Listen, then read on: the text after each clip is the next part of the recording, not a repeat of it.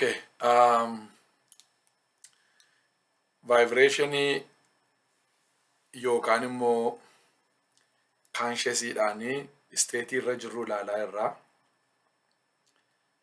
wanti hundumtuu isa irratti hundaa jechuudha. Isarra dhaabannee addunyaa mataa keenyaa isa keessa jiraannu uummanna jechuudha. Wanti hundumtuu akkaataa itti vibrate godhaa jirtudha. Jireenya tamma keessa jirtu isatti vibrate gootee argatteedha. Frequency atirra of keesseedha. Frequency atirra of keesseedha. Akkuma chaanaalii barbaadde bantee dhaggeeffattu waan isarra jiru immoo akkuma dhageessu wanti hundumtuu enerjiidha jenneerraa erga wanti hundumtuu enerjiidha ta'eeti frequency irra taphataa jirtu irratti enerjii sana situ argate jechuudha. Kanaaf gammachuu guutuu, nagaa guutuu, boqonnaa guutuu, badhaadhummaa guutuu, relationshipii gaarii, addummaa keetiin biyya lafaa kana gara gaariitti jijjiiruu, addummaa keetiin biyya lafaa guutummaa tajaajiluu, dhaloota dhufuuf leegasii kaa'uu. Yoo barbaadde frequency dhuma sanarra of kaa'uudha malee miixachuun sirra hin jiru jechuudha. Yeroo isa diimaa sana jalaa keessa galleennu yookaan sammuu keenya isa gara gajjallaa frequency gara gajjallaatiin yoo naannoo sana taphanna ta'e wanti hundumtuu wallaansoo wanti hundumtuu miixuu dhiphina gidiraa rakkoo ta'aa inneerra. Garuu gara ol baanee gara green lightii keessa taphachuu yoo dandeenye immoo wantoota hundumaa gara keenyatti atiraaktii goonaa inneerra. Egaa isinis akamirra of kaa'u akka isin barbaaddanii isintu ilaallata jechuudha. Amma egaa warroota negatiivii ta'an ilaalleerra. Warroota namni baay'een keessa taphatanis ilaalleerra. Namni baay'een addunyaa keenya kanarraa isa frequency 200 gadii jalatti kan inni taphatu. Kanaafitu poolisiin nu barbaachise, kanaaf manni waraanaa barbaachise, kanaaf hospitaalli barbaachise, kanaaf warri ibidda dhaamsan barbaachisanii, kanaaf seerri barbaachise.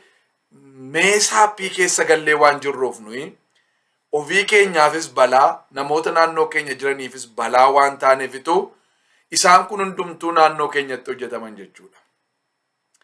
Isaan kun hundumtuu rakkina kana hiikuu danda'u lakkii hiikuu hin danda'ani.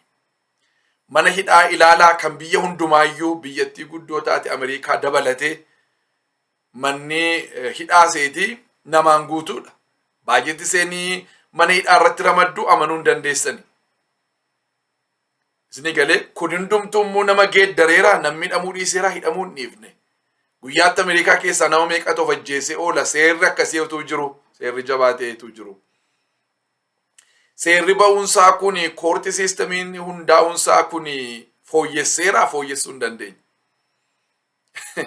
Fooyyessuu hin dandeenye. Police stationiin naannoo nuyi jirru hundumaa jira 911 yoo waamtan akkuma sanaan bilbila sin jalaa kaasu 911 jiraachuun isaa sun biyya tasgabbeesseera tasgabbeessuu hin dandeenye. Mii waraanaa biyya Ameerikaa amma kana qabdu baajeti seenii mana waraanaatiif ramaddu hammi kun Ameerikaadhaaf boqonnaa kenneera addunyaa tasgabbeesseera nagaa buuseera buusuu hin dandeenye. Buusuu hin dandeenye. Maaliifi namootatu frequency sanarra taphataa jira waan ta'aniifi mannidhaa sodaachisuu hin dandeenye, dhukkubi sodaachisuu hin dandeenye, poolisii sodaachisuu hin dandeenye, wantoonni siistemoonni ala kana kaa'amanii jiran hundumtuu nama kana karaarra buusee frequency inni jiru keessaa baasee yookaan immoo nagaasa gochuu hin dandeenye jechuudha. Innaan goonsaa eenyir karaa abbaar karanni.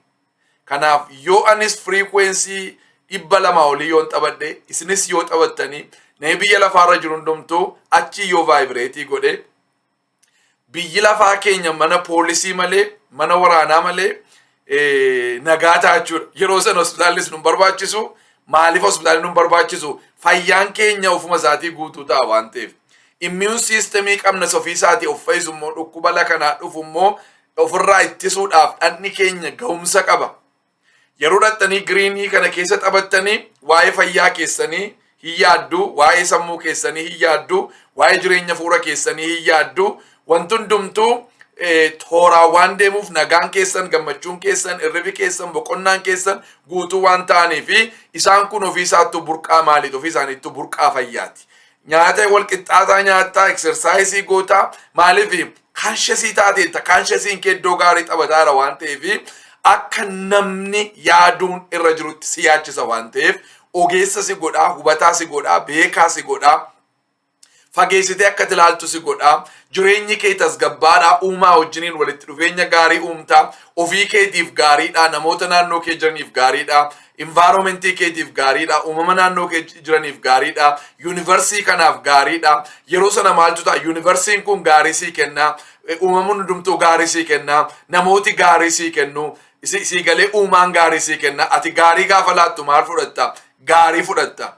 Atis ofii keetii gaariidha, namni sii gaariidha, qilleensa kee keessa jiraattu sii gaariidha, uumamuun hundumtuu sii gaariidha, yuunivarsiitiin kun sii gaariidha, uumaan sii gaariidha, wanti hundumtuu kan si gargaaru ta'a jechuudha. Kanaaf yeroo sana fayyaan kees guutuu waan ta'uuf manni yaalaas hin barbaachisu.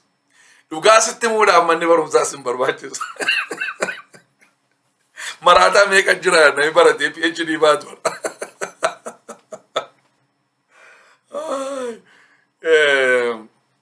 Namni manni barumsaas nama hin jijjiirre dhugaa dubbachuudhaaf. Baratinaas hin jechaa hin jiru garuu manni barumsaas nama hin jijjiirre. Kanaaf frequency irra qabannu sana yaaduun gaarii. Namni ga'aadha ofuma isaattuu isa kilaasii biraan isinii kennaa. Namni barnoota malee, namni horii malee, namni waan ala kanaa malee ofii isaattuu guutuudha. Isinii galee haadhi manaa dhufee guutuu isa godha miti, abbaa manaa dhaqee guutuu isa godha miti, ijoollee dhalatee guutuu godhaa miti, digirii argatee guutuu ta'a miti, hojii argatee guutuu ta'a miti, horii argatee guutuu ta'a miti. No, namni ofii isaatti guutuudha, namni ofii isaatti ga'aadha, namni ofii isaatti isinii galee waan kana dhufee akkana godha waan jedhee ala sanaa eeggatu hin qabu namni. Kanaaf isa kana ba'eessa goonee akka kanatti hin beekuun keenya baay'ee gaariidha. Amma immoo warrootanii giriinii ta'an irratti hojjenna. Warroottan giriinii ta'an irratti hojjenna.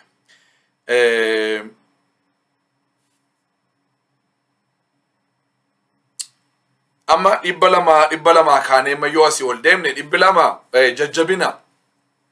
jajjabina qabaachuu yeroo hundumaa. Jajjabina qabaachuu wanti yeroo amma gara negatiivii sana keessaa yeroo dhuftanii wanti humna isin buusu, wanta abdii isin kutachiisu, akka isin hin jajjabaanne wanti isin godhu, wantooti negatiivii ta'an naannoo keessan jiraachuu danda'u. Wanti negatiivii ta'an naannoo keenya jiraachuu miti garuu nu ilaaluu dhiisuu hin dandeenya, dhaga'uu dhiisuu hin dandeenya, filachuu dhiisuu hin dandeenya, aaboonsa harka keenya keessaa jechuudha. Garuu yeroo achi keessaa reefuu ol dhuftu isaan kun hundumtuu naannoo kee naanna'anii jiru. Achuma keessatti garuu maal gochuu hin dandeessaati. Achuma keessatti of jajjabeessuu hin dandeessa. Achuma keessatti of jajjabeessuu hin dandeessa. Haala kun hin geeddaramaa. Kana caalaa qabaachuu nan danda'a, kana caalaa argachuu nan danda'a jettee jajjabaachuutu sirra jechuudha. Jajjabinarraa jalqaba. Yeroo sanaa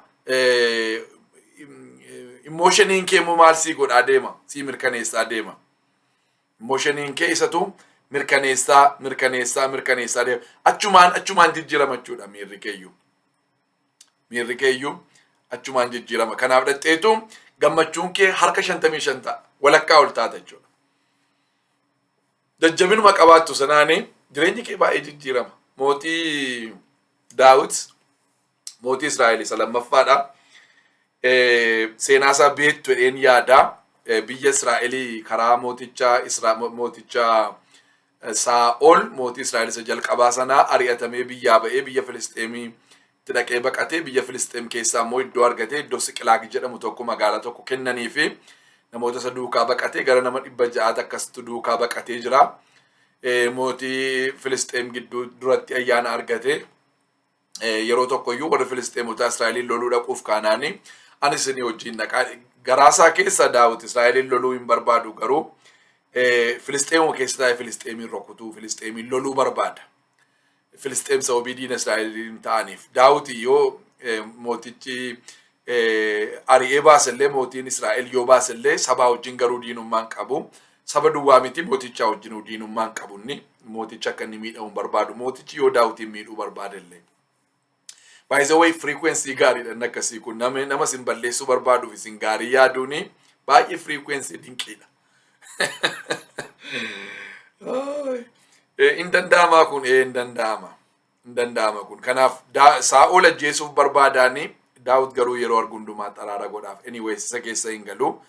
So yeroo sana mooticha wajjiniin dhaqeen isin duukaa Israa'el lolaa jedheen mootichi tole jedheeni jarri tokko immoo waan Daawit Filisxeem keessa taa'ee godhaa jiru Filisxeem keessa Filisxeemin ajjeesaa Filisxeemin balleessaa Filisxeemin rukutaa akka inni jiru warri beekan immoo dhaqanii mootichaan namichi kuni as nu gidduu taa'eyyuu nu rukutaara waan ta'eef tooftaa isaa hin beektu ati gaafa dhaqee achi ga'u achi nutti galagaluun isaa hin oolu waan ta'eef nu duukaa of duukaa fuutee hin bahin jedheeni. Okay, Daawit yeroo inni manatti deebi'uuf jedhu jala deebi'anii Siqlaagin magaalaa inni keessa jiru hunduma isaa ibiddaan gubanii dubartoota isaa ijoollee isaa hundumaa fudhatanii sokkanii. So biyyicha akka jirutti maal ta'e hin gubate jechuudha. Daawit yeroo dhufee ilaalu boo'icha guddaa isaa boo'ee jedha. Kutaan sun boo'icha guddaa isaa boo'ee jedha. Akkaataa takka kanaan dura boo'ee hin beeknetti. Warri duukaa jiran immoo sababii keetiin kun hundumtuu nurra gaattiin jedhanii ilaalaa waan lama. Tokko dubartoonni isaa dhimanoonni isaa booji'amaniiru ijoolleen isaa booji'amaniiru qabeenyi isaa booji'ameera magaalaan inni keessa taa'u jalaa gubateera. Lammaffaani warrumti inni duukaa lolummoo warri nabdii godhatee duukaa deemu irratti ka'aniiru sababa keetiif nu qabeenya keenya dhabanoota keenya ijoollee keenya dhabne jedhanii hundumti isaanii dhagaatti fudhatanii jechuudha. Isa booddee boo'ichi laa furmaata miti by the way. Boo'ee ama boo'ichi maal godha? Boo'ichi furmaata miti. Gaddi furmaata miti. Namoonni si'a tokko miiruma keenya yeroo baafannu waanuma furmaata finne reliefii xinnoo argachuu dandeenya ta'a. Reliefii xinnoo yoo haasa'e namni yoo boo'e namni reliefii xinnoo argachuu danda'a. Garuu furmaata fiduu hin danda'uun kana booddee Daawit maal godhe jedhaa hin jajjabaate. Erga jajjabaatee booddee Waaqayyoon maal jedhaa? Yoon duukaa fiigee nan qaqqabaa jennaan eeyyee duukaa fiigee qaqqabda. Namni jajjabaatee waa arguu danda'a jechuudha. Namni jajjabaate furmaata, fala, yaada haaraa, karaa haaraa, jireenya haaraa, opportunity haaraa, carraa haaraa isinii galee waan haaraa arguu danda'a namni jajjabaate. Namni gaafa gadditan garuu gaddi maal atiraaktii godha? Gaddi gadda atiraaktii godha. Kanaaf maaltu ta'a jechuudha? Gaddisee keessan suni hir'ataa deematu hin taane dabalaa deema gaddi keessan. Waanuma sin gaddisiisutu maal ta'aa deema baay'ataa deema. Maaliifi situu achi vaayibireetii godhaa jira. Isteetii ati irra jirtutu isteetii gaddaati. Isteetii gaddaa keessa yeroo teessu wanta argitu, wanta dhageessu, wanti miirri kee fidu maanni gadda qofa. Situ firiikweensi sanarra jira waan ta'eefi firiikweensi sanarra yeroo jiraattu chaanaalii isaa duwwaa dhaggeeffattaati. Kanaaf gammachuun, nagaan, boqonnaan, badhaadhummaan hundumtuu chaanaalii sanarra waan ati hin jirreef siin dhufu. Chaanaalii ati irrattu chaanaalii gaddaa waan ta'eefi kanati keessumsiiftu gadda duwwaadha jechuudha. Kanati dhageessu, kanati argitu, kanati dhandhamtu gadduma duwwaa ta'a jechuudha. Kanaaf inni chaanaalii sana cufee chaanaalii haaraa bane. Maal jedhama maqaan chaanaalii sanaa? Jajjabinaa jedhama. Kanaaf maal godhiree? Hin jajjabaate. Maalitti? Waaqayyooti jajjabaate. Utuu maal hin ta'in, utuu haadhi manoonni hin argamin, utuu ijoollee hin argamin, utuu qabeenyaa hin deebi'in, utuu magaalaa hin ijaaramin, utuu diinni hin mo'amin, utuu wanti tokko iyyuu hin ta'in, wanti jijjiirame hin jiru, wanti hundumtuu akkuma sanatti jira. Achuma keessatti maal ta'in jajjabaate. Maal jijjiire? Firiikweensi isaa. Agartanii? Amma etuu erga waa ta'eeti alaa keessa isaa jijjiire jechuudha. Amma garuu keessaa jijjiire gara alaatti. Keessaatu alatti jiraanna malee alaa gara keessaatti jiraanna miti. Yeroo baay'ee nuyi kan nuyi dogoggorru yoon giraajuweetii godhe, yoon fuudhe, yoon ijoollee godhadhe, yoon miliyeenerii ta'e, yoon akkas ta'e jenneetu waa tokko eenna waan dhufee nu gammachiisu, waan dhufee milkaa'ummaa keenya mirkaneessu, waan dhufee waan nu godhu alaa eenna. Ala kanaa wanti dhufee waa si godhu ala kana hin jiru. Waan si keessaatu dhaqeetu waan ala sanaa fideetu waa si godha. Dura taata wantichi. dura miliyeenarii taate ergasii horiin dhufa. Sammuu keetu dura isa ta'a. Dura fayyummaa sitti dhaga'ama ergasii qaama kee irratti appilaayi godha qaama kee keessaa ba'a. Kanaafati namummaa isa iigoo kee kanaa utuu hin taane namummaa isa dhugaa isa oriijinaalii sana gaafa argitu ati gaafa iddoo sana dhattee firiikwensii sana yookaan chaanaalii sana keessa dhattee gaafa galtu isteetii sana keessa gaafa dhattee galtu wantichi mul'achuu jalqabaa jechuudha. Kanaafi jajjabinni baay'ee barbaachisaadha. Yeroo negatiivii keessaa dhuftee 200 gaafa geesseettu gammachuu kee akka jirutti dhufeetu 55% ta'a jechuudha.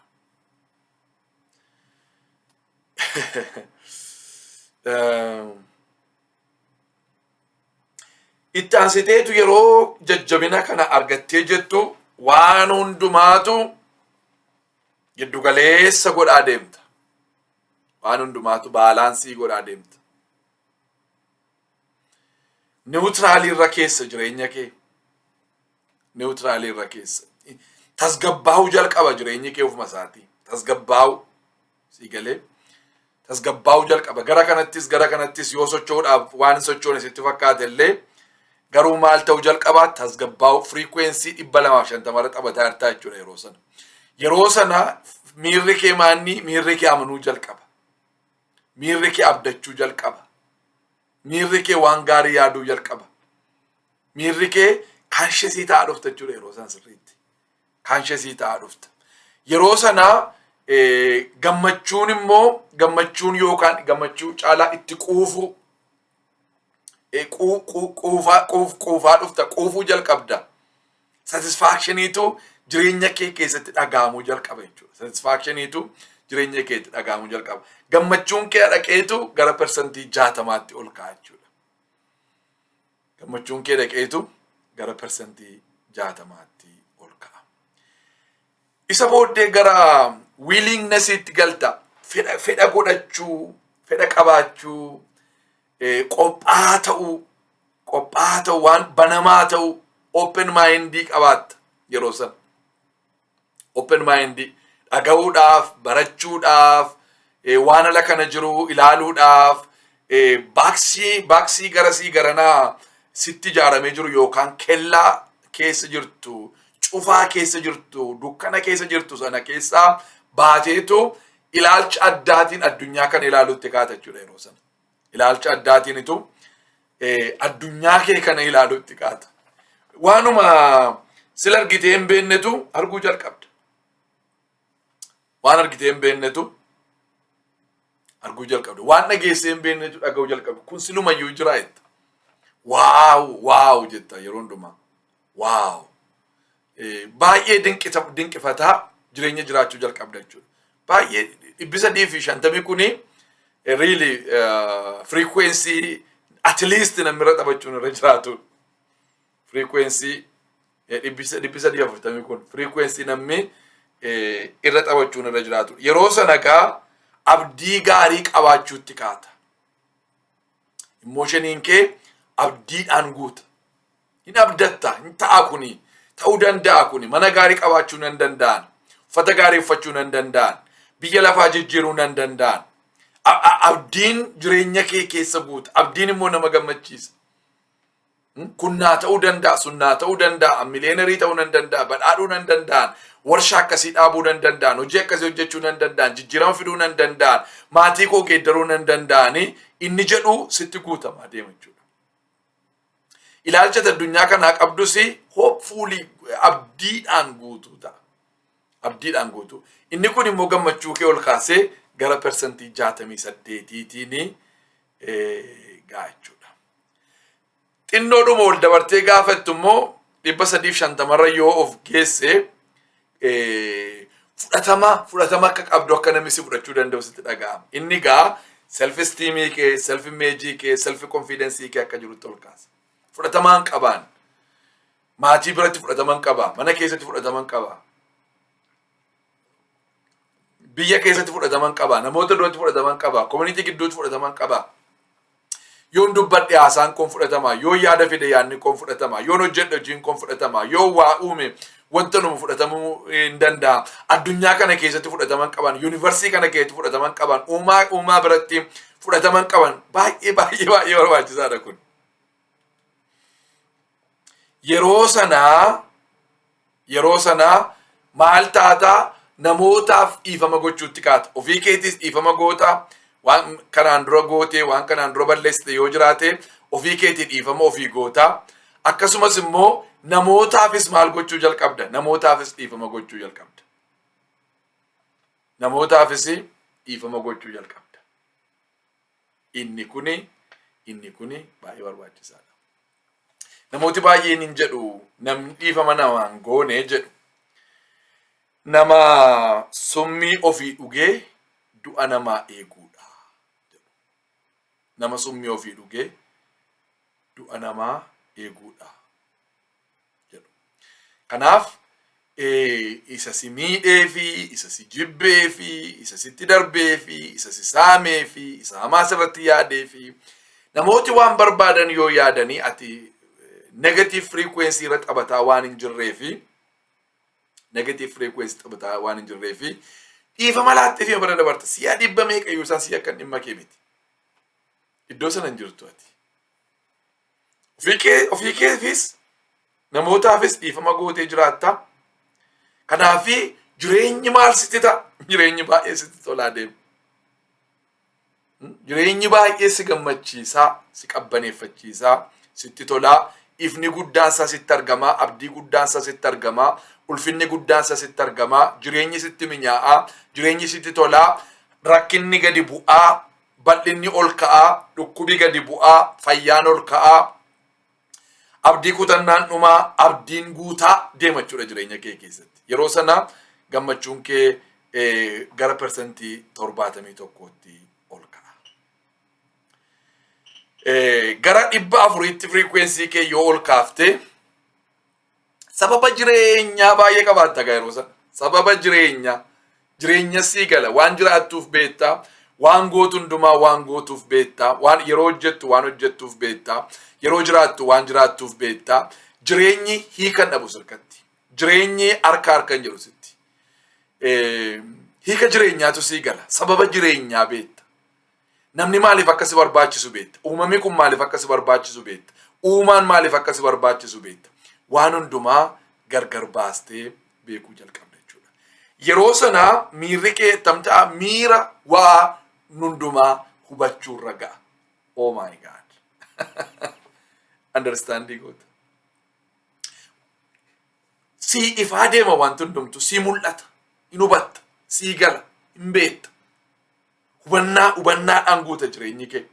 Hubannaadhaan guuta ogummaatu jireenya kee keessatti mul'achuutti ka'a. Kanaafi waldhaalummaadhaan wantoota hin barbaachifne gootee ofii kees miitee, namootas miitee, uumamas hin miitu. Yuunivarsiitii kana hin miitu. Maaltu dhufa? Hubannaatu dhufa. Hubannaadhaanitu guutamta jechuudha. Kanaaf jireenyi kee immoo world view keessatti yeroo ilaalamtu jireenya hiika qabu warra jiraatan keessa galte jechuudha yeroo kana. Jireenya hiika qabu. Jireenya gatii qabu. Jireenya waa'ee baasu. Jireenya ulfinaa. Jireenya bu'aa buusu. Jireenya faayidaa qabu warra jiraatan keessatu dhattee galte jechuudha.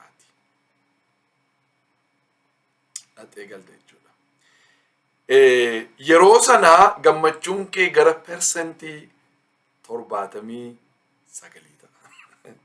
Baay'ee gammadaa deemta jechuudha. Agartanii gammachuun horiidhaan hin bitamu. Fayyaan horiidhaan hin bitamu. Isinii galee amma mana qorichaa yeroo dhannu keemikaalii nuu kennu. Miidhaan isaa dhukkuba keenyarra kan caalu baay'ee isaa waan isin dhiqu.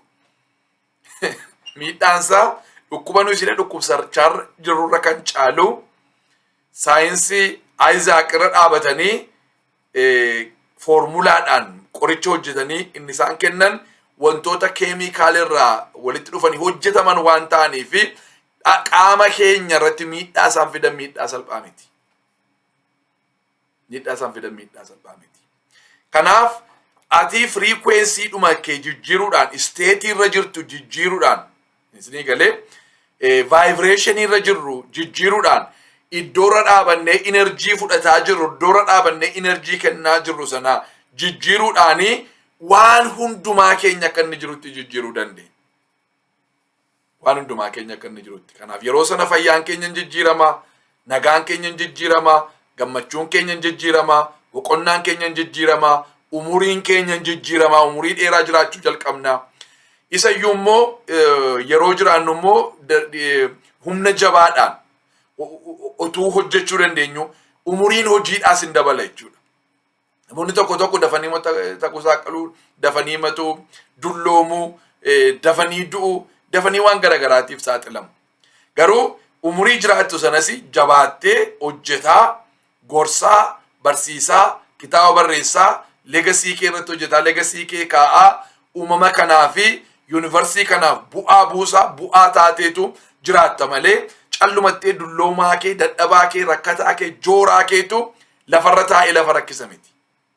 Kanaaf wantoonni kun hundumtuu gaa horiidhaan dhufu miti. Hospitaalaaf fida miti, kolleejjiif fida miti, White House'iif fida, mana mootummaatu fida miti. Isaan kana hundumaa inerjiidha wanti hundumtuu waan ta'eef inerjii sirrii fudhachuudhaan jireenya kee kanarraa bor energize gootee of haaressitee jireenya haaraa sanaa jiraachuudhaanitu isaan kana hundumaa fiduu dandeessa jechuudha. Wantoota afaan gara dhumaa irratti isa viidiyoo isa taanutti isinii fida. Amma garuu viidiyoo isa kanaa asuma irratti isiniif